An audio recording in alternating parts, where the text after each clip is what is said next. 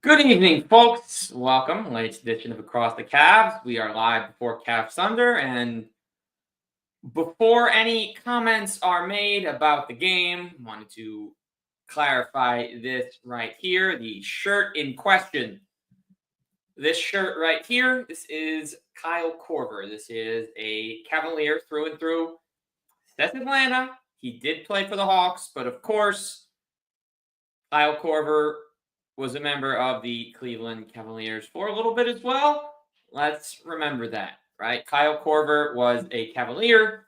This shirt, yes, it's Atlanta, but think of Kyle Korver, as a Cleveland Cap. But ahead of tonight's battle with the OKC Thunder, this is the second get together between the teams in the last 2 weeks. Certainly going to learn some things tonight. The Cavs' chances should be very good at coming away with a win because Isaiah Hartenstein is not going to be playing this evening. He is out with an injury he suffered against the 76ers. If you take a look at that, for Hartenstein, it's a calf strain. That is not fun. Certainly, he's going to be out at least a week. Chet Holmgren will not be playing tonight either. Some Thunder fans believe he's not coming back until after the All-Star break. So it's going to be a bit of time until he's able to return. So let's set the stage for this matchup, because when these teams got together last week, it was an incredible battle. It was a sensational matchup, and it went right down to the end. Both teams were going at it. The game was close for most of it. And before we knew it, though, the Cavs were up. They were up late. They made plays, and they left their home court, with a victory. And so they're coming into this matchup, 34 wins and only 5 losses. The Thunder, meanwhile, are 33-6. Believe it or not, if the Thunder do win tonight, despite last week's results, and all the winning that both these teams have done, the teams would have identical records at 34-6. These are two teams that have just blown the doors off of everybody this season. It has not mattered who's played. In the games where Donovan or Garland sat out, the Cavs continue to win, as Chet Holmgren has been out for a very long time now. The wins for them have continued to pile. The success this season of these two teams is just been unbelievable. Talk about the Cavs, get on here after every game, and then now before the last couple, talking with Tony Pesta before the Indy game, set the stage perfectly. Donovan needed to play well, and he did. He had his highest scoring first quarter of the season. Now they have to find their three-point shot again after going 11 of 41 in the prior game. They made 15, so 4 more threes. The Mather and ejection and Halliburton missing the game certainly didn't hurt, but they figured out ways to get it going. They got a whole lot more bench production, But like the Indy game, this is the second matchup in short order between Cleveland and OKC. So there's a lot that has been learned about these teams by one another since they met a week ago. And you take that into account, and you look at how they've both done since. So as we look at OKC, since that game, we're going to pull up some schedules here. We're going to go through the games that they've played since they last met Cleveland and ultimately fell 129-122. They beat the Knicks by 25. They beat the Wizards by 41, and they beat the Sixers by 16. Obviously, losing Hartenstein in the process is a massive blow because the way he rebounds, the way he play makes, he does everything for them. Shea, 32 and 9 assists, super efficient night against the Sixers. They got 24 from Jalen Williams, starter. Shea had to do all of his work at the line against the Wizards. They got 23 and 9 from Aaron Wiggins in that game. If he can step up and play well, it certainly makes them dangerous. What's different this time as well, Alex Caruso, the Caruso Show, is back and available to play. He logged 18 minutes against Philadelphia. Isaiah Joe in the mix. Wiggins has proven to be dangerous. Talk about that Knicks game. They just destroyed them from the get-go. Shea had 39, Isaiah Joe 31 off the bench. If they can get scoring from Isaiah Joe, what a difference that'll make. If he can come in, that'll change so many things. I mean, that man can score. He can shoot it at a high volume, at a high clip. It's a wonder the Sixers never really held on to Isaiah Joe, and they let him go so quickly.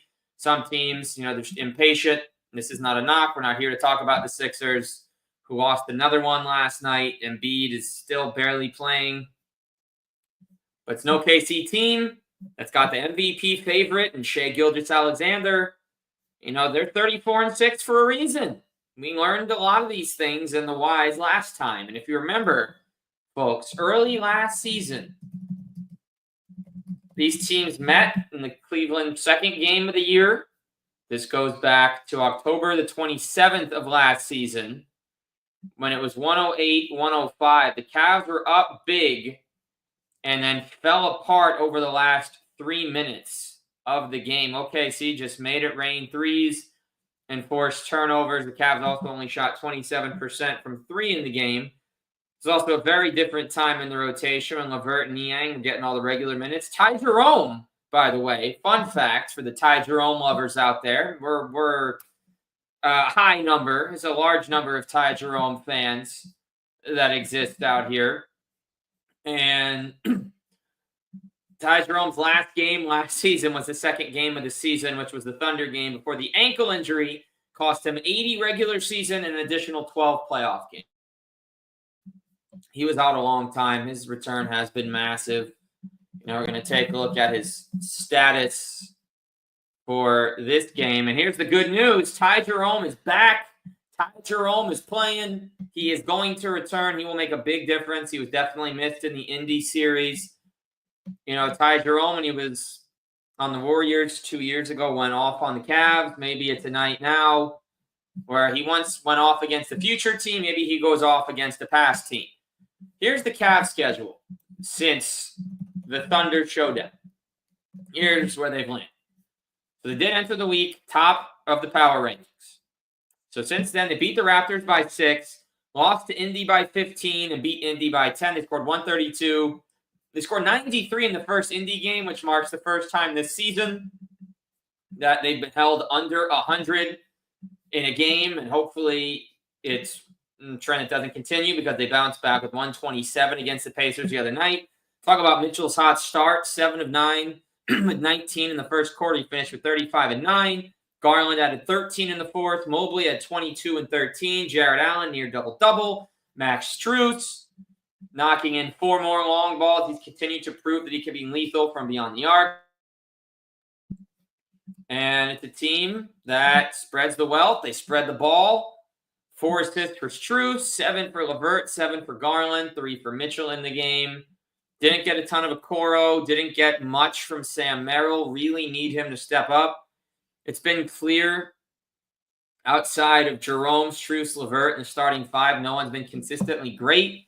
Okoro has missed 13 of his 14 shots since coming back from the shoulder injury that he suffered against Brooklyn. They really, really need offensive value from him. We knew what he was doing early in the year, shooting the 3. It was not a fluke, but it's clear that the shoulder is bothering him, just like it did Dean Wade in the playoffs a few years ago against the Knicks. Actually, sorry, he was out, against the Knicks, but he's had his injuries in the past, which has affected his shooting, his ability to make an impact, kind of how Rubio looked like a shell of his former self in that playoff series with the Knicks. It would be the last time he took the court in the NBA. Injuries did happen, unfortunately. So I'm talking about Garland. Does have a good chance, Donnie, to have that big game. Could lead the game in scoring. Not a bad idea to anyone looking for that. Good odds for Darius. He's had some big games. He had a 40-burger very recently. He's a guy that can tear it up. 24 in the last game. And that first matchup with Indy that many people want to forget, he did lead the team with 20 and was actually the game's leading scorer for what it's worth. And that Toronto game was when he went off 40 with 9 dimes. LeVert added 18 in that one. Mobley had 21, 11, and 6.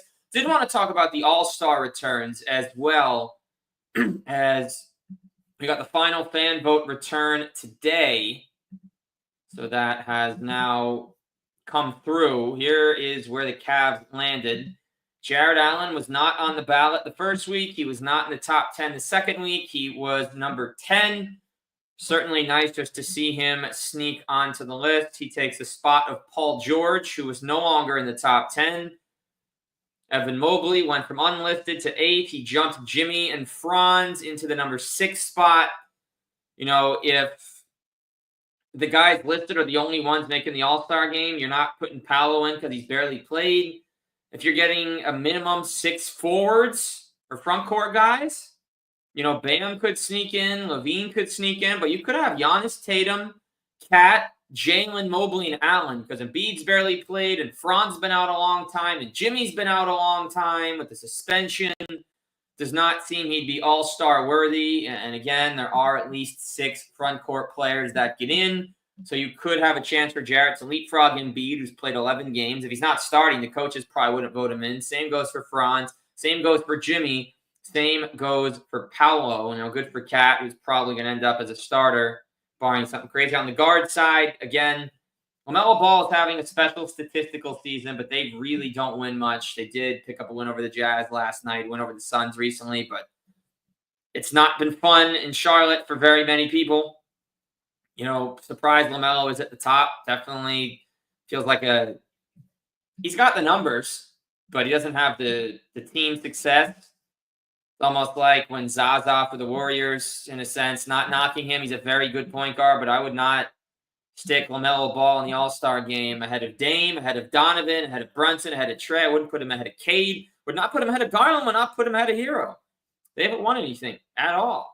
You know, sometimes you're just on a bad team and you're putting up big numbers, and sometimes the team is bad. You've suffered your own injuries. He has missed 12 games this season. He'll probably end up getting in. But here's the debate for Garland, is that if you could put him over Maxey and LaMelo doesn't get in as a starter, which seems unlikely unless all the coaches go against it, truthfully, it should be and Donovan has been great. But the starting backcourt in my eyes for the East would be Trey and Brunson, or Trey and Dame, maybe Trey and Cade. Because of the Sixers' struggles, it's tough to put Maxey over Cade, who has the Pistons at a winning record. Jordan Poole's on here, but no, he is not getting in. Tyler Hero's been very good, but the Heat have been a very middling team. If you look at the standings in the East, the Heat are the number 9 at 20-19. They have a losing record on the road, just barely a winning record at home. You know, Cade should be there finally for the first time. Good for him. Brunson should get in. Trey should get in. Dame should get in, depending on how many guards there are. It is tricky for Garland to sneak in, but if you do go 6 front court and 6 back court, and LaMelo misses the starting, you could potentially go Mitchell, Lillard, Brunson, Trey, Cade, Garland, but Hero, LaMelo will be in the conversation. Did hop on Ethos Cavs, Zach Seeger the other day, and talk about why all 4 should get in, but we're going to see. The hope for now is on this last day of voting, or for fan voting to be counted like this. Fans can still vote through the end of Monday. The Cavs get enough national love, and they play well enough against the Thunder again, and then against Minnesota and against Phoenix to merit enough attention for all 4 to be considered. Probably going to get all-star reserves next week, and then they're going to have to draft those teams for the new format, which matches Rising Stars. So we'll see. Cavs play the Thunder. We'll see if they can get yet another victory. Should be a sensational matchup between the squads. And see where it lands. But Zach Weiss, this is Across the Cavs. And we will see you after.